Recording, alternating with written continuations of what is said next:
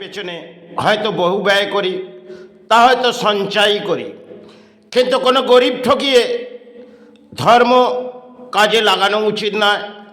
আর গরিব মধ্যবিত্ত যদি হয়তো একটি কর্মস্থান করি, তাতে গরিব মধ্যবিত্ত সকলের সাথেই একটা কর্মস্থান জুড়ে থাকে।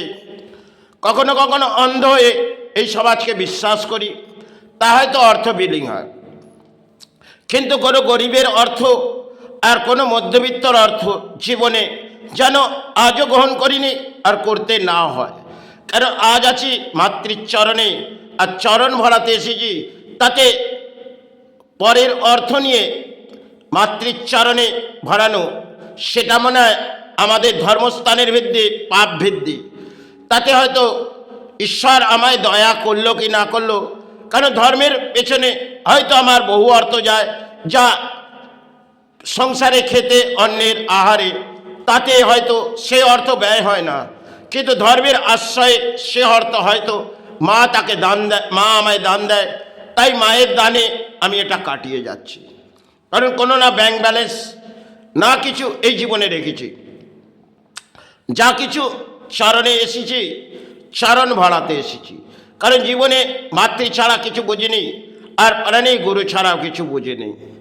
তাই এই বাংলার মাঝে এসেছি, আর ভারতবর্ষের বহু রাজ্য ঘুরেছি, তাতে হয়তো দুরবস্থা কেটেছে। সেই দুরবস্থা সমাজের মানুষকে কখনোই এটা আমি গ্রহণ করিনি। কারণ তারা যদি আত্মবিশ্বাস করে কোনো গরিব, তাহলে তাকে 2 টাকা দান না দিলেও তা থেকে 1 পয়সা মূল্যবৃদ্ধি নিয়ে তার সাথেই কর্মস্থান করা উচিত। তাতেই ঈশ্বর আপনাকে সাহারা দেবে। আর ঈশ্বর আপনাকে দয়া না করলো কি না করলো, কিন্তু আপনি ধর্মের আশ্রয় নিয়ে সমাজ থেকে ভিক্ষা হয়তো করিনি, আর সামাজিক ভিক্ষা গ্রহণও করতে চাই না।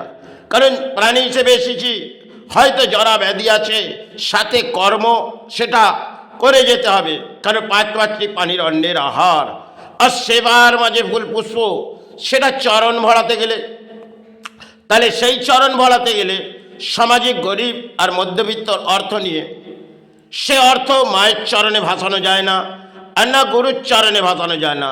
তাহলে কর্মের লড়াইটা অধিক হওয়া দরকার, তবেই এই চরণ ভরানো যায়।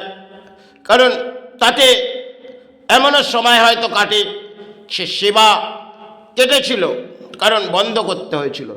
দারিদ্রতা যখন এসেছে তখন হয়তো সেবা বন্ধ করেছি। তাই যতক্ষণ জীবিত আছি ততক্ষণ যেন চরণ ভরিয়ে যায়, তাতে পারিশ্রমিক করে মাতৃচরণ আর গুরুচরণ। কারণ বাংলার মাঝে দেখবেন অত্যন্ত লুটেরা এই সমাজে বসে আছে, কারণ তারা এই চিন্তা করে না যে কাদের লুটছে। তারা এক একটা ছবি আবির্ভাব করে যেন কতটা ধর্মের পূজারি আছে, আর কিছু তিলক লাগিয়ে বসে পড়লেন একটা টাটে। হয়তো আমি পথে ঘুরে কর্মস্থান করি, বহু দরজায় যাই, হয়তো কখনো কখনো অন্ধবিশ্বাসে কিছু অর্থ বিলীন হয়, আবার কিছু অর্থ সঞ্চয় মা দিয়ে দেয়। তাই দানের মাঝেই এই সেবা চালিয়ে যাচ্ছি পারিশ্রমিক করে। মায়ের দান আমার কিছু নয়, গতরটি আমার, আমি পারিশ্রমিক করি, তাতেই চরণ ভরিয়ে যাচ্ছি। জীবনে প্রাণী হিসেবে এসেছি, হয়তো প্রাণী জরা ব্যাধি, তা হয়তো সেটা আজ নয়তো কাল শ্রীচরণে যেতে হবে। তাই সামাজিক অর্থ নিয়ে মায়ের সেবা এবং গুরু সেবা সেটা কখনোই আমি করিনি, আর করতে বেঁচে থাকাকালে করতে চাইও না। তাই জন্যে আমি নিজে অত্যন্ত পারিশ্রমিক করে চরণ ভরাচ্ছি। জীবনে বহু দারিদ্রতা গেছে, বহু দুঃখ, বহু কষ্ট। সময় সময় মায়ের আবির্ভাব বন্ধ করতে হয়েছিল, কারণ করোনাকাল ধর্মের প্রচার এবং তার আগে করে ফেলেছি, এবং করোনাকাল পথে ধূপবাতি নিয়ে বহু সভায় কাটিয়েছি, হয়তো 3টি বছর। সেক্ষেত্রে এক সাধু সন্ত সমাজ হয়তো আমাকে জায়গা থেকে তুলে দিলেন, তারা কিছু ইশারা ব্যাখ্যা দিলেন, আর আমি পথ থেকে উঠে পড়লাম, আর ওই পথেই শুয়ে থাকতাম। কারণ একটা হাত সেটা অকেজো হয়ে গেলেন, মা জানে। এক গুরুর আশীর্বাদ নিয়ে আমি কিন্তু সেই হাত সুস্থ করেছি। কোনো ডাক্তারি ইলাজ আমি আজও করিনি, আর করতে চাই না।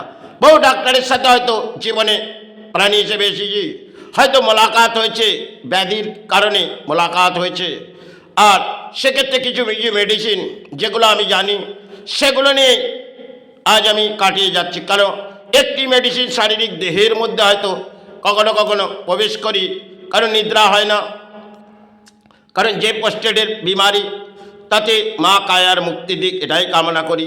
তাই সর্বকামনা সেবার মাঝে মানব কল্যাণ করে যায়।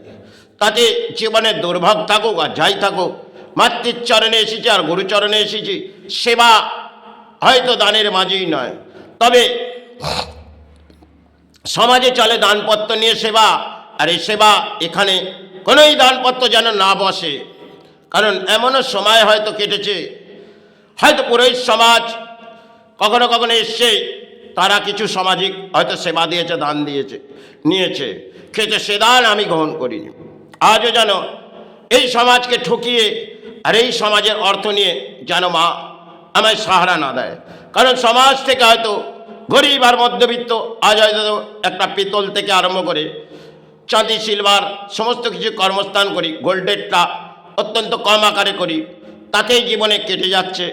তাই এসেছি চরণে, চরণ ভরিয়ে দিয়ে যায়। আজ আছি, কাল হয়তো না থাকবো না, কারণ তাতে সমাজ আমার ব্যাখ্যা গ্রহণ করুক না করুন, কিন্তু সামাজিক অর্থ যদি পারি গরিব মানুষকে তাকে সাহারা দেখাবো। কারণ এই সমাজের ঠকবাজি আর চিটিংবাজি, সেখানে দেখবেন আমি একটি মূল্যবৃদ্ধি কার্ডের মাঝে করেছি। কারণ বাংলার মানুষ তারা অত্যন্ত গরিব মধ্যবিত্ত, তারা অর্থনীতির কাছে ঠকে যায়। তাতে বহু অর্থনীতি হয়তো এক এক বছরে দুগুণা তিগুণা করে তারা অর্থ গরিব আর মধ্যবিত্তর কাছ থেকে লুটে নেয়। তাতে আমার কিছু যায় আসে না, কিন্তু আমি যখন ধর্মস্থান থেকে একটি রুলস বার করেছি, তাতে বাংলার মানুষের যাতে সাহারা আসে। কিন্তু তাতে বাংলার আসবে কিনা জানি না, কিন্তু বাংলার পরিস্থিতি সেখানে যে 10 বছরের মধ্যে কোটি কোটি টাকার মালিক, আর গরিব আর মধ্যবিত্ত তারা হাহাকার করছে। কারণ তাদের কাছে যদি 2 কিলো 1 কিলো আজকে পিতলের কারবার করি, তারা তাদের কাছে থাকলে তারা সেগুলো বিক্রয় করে। তাই সেই বিক্রয় করাতে আমি তাদের কাছে যদি 10 টাকা আমার মূল্য প্রাপ্তি, সেক্ষেত্রে যদি আমি তার 40 টাকা 30 টাকা প্রাপ্তি অনুদান করি, তাহলে এ দান মাতৃ সেবায় গ্রহণ করা যায় না, আর গুরু সেবায়। তাতে হয়তো সমাজ আমার কিছু দান নিয়ে নিল, তাতে আমার কিছু যায় আসে না। কারণ তার প্রাপ্তি যোগ যদি কিছু দান থাকে তিনি গ্রহণ করবে, আমার কর্ম থাকবে, আমি পারিশ্রমিক করব, তাতেই সেবা চালাবো। এটাই তো ব্রহ্মাণ্ডের মাঝে এসেছি, তাই বিশ্ব মানব কল্যাণ সেবা শেষ পথেই হাঁটলাম। জয় গুরু, জয় মাই। সেবার মাঝে আসবো মা, সেবার মাঝে আসবো গুরু। এ যে তোর পাগল সন্তান মা, চরণ ভরাতে এসেছে মা, চরণ ভরিয়ে প্রাণী মাতৃ মাতৃ করে চিৎকার করে বেড়াচ্ছে, প্রাণী গুরু গুরু চরণ ভরাতে এসেছে মা, চরণ। বহু রাত গড়িয়ে যাচ্ছে মা, সেবার মাঝে আসবো, কিছু ভুল হলে ক্ষমা করিস মা। ও যে তোর সন্তান আজ আছে, কাল শ্রীচরণে নিসমা, এ কায়ার মুক্তি দেবা, এ কায়ার প্রাণী হিসেবে এসেছে মা, 5টি পানির অন্যের আহা। আর সেবার মাঝে ফুল চরণ ভরাতে, চরণ ভরিয়ে দিয়ে যাই মা। জীবনে এসেছি প্রাণী হিসেবে, হয়তো প্রাণীর মাঝে জরা ব্যাধি, যা নীরব হয়ে আজ আছি, কাল শ্রীচরণ চলে যাবার পর যেন তোর শ্রীচরণ ভরে দেয়, শ্রীচরণে নিসমা, এ কায়ার মুক্তি দেবে। বহু সময় হয়তো বাংলার মাঝে কাটালাম মা, এ কায়ার মুক্তি দেব, এ কায়ার মুক্তি দেব।